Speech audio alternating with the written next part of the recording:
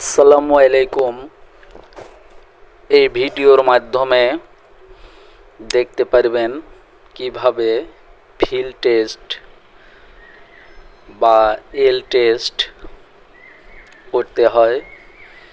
NSD অথবা বিটিভির level 2 বা NSD level 3-তে এল test অবশ্যই করতে হবে। এল টেস্ট করে আপনাকে সার্টিফিকেট নিতে হবে। এল টেস্টে সবসময় খেয়াল রাখবেন লুকিং মিরর বাম এবং ডাইন সাইডের, যেমন ডাইন সাইডের মিডিল ফ্ল্যাগ থেকে গাড়িটি 1 ফিট দূরে রাখবেন। বাম সাইডের লুকিং মিরর থেকে পিছনের নির্দেশনা পর্যবেক্ষণ করবেন।